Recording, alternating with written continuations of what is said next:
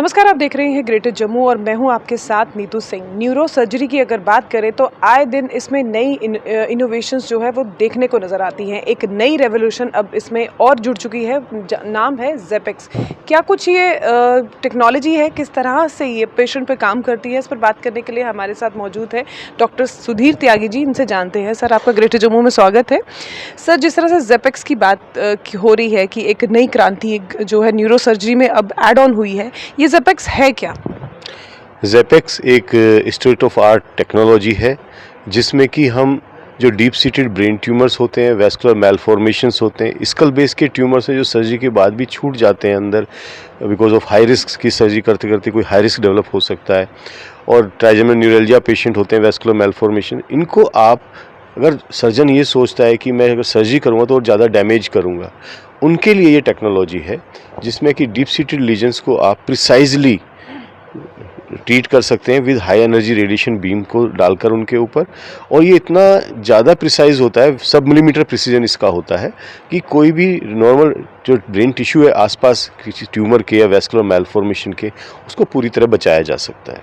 ये एक बड़ी एडवांटेज होती है कि आप अंदर एक ट्यूमर को बर्न भी कर रहे हैं, रेडिएट भी कर रहे हैं, और साथ साथ नॉर्मल ब्रेन टिश्यू को पूरी तरह बचा भी ले जाएंगे। तो एक टेक्नोलॉजी का सबसे बड़ा फ़ायदा ये है।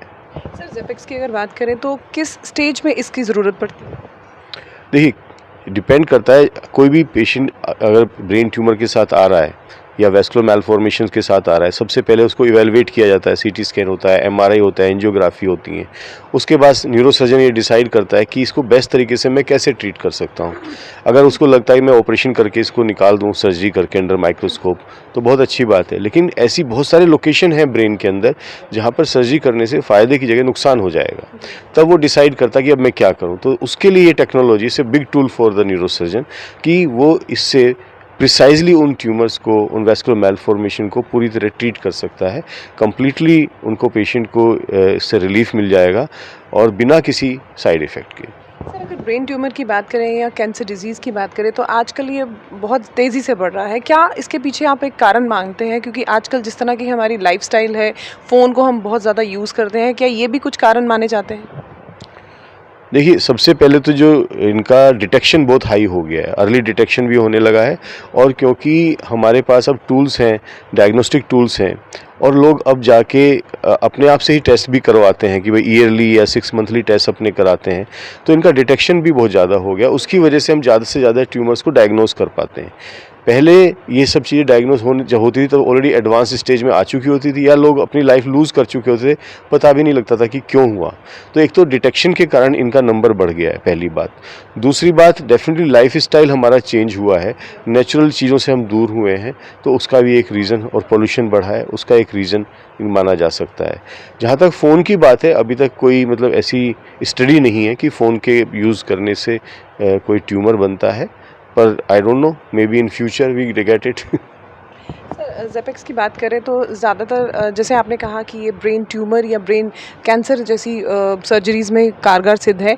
कितनी देर में ये सर्जरी जो है हो जाती है और जो पेशेंट है वो घर वापसी कर सकता है?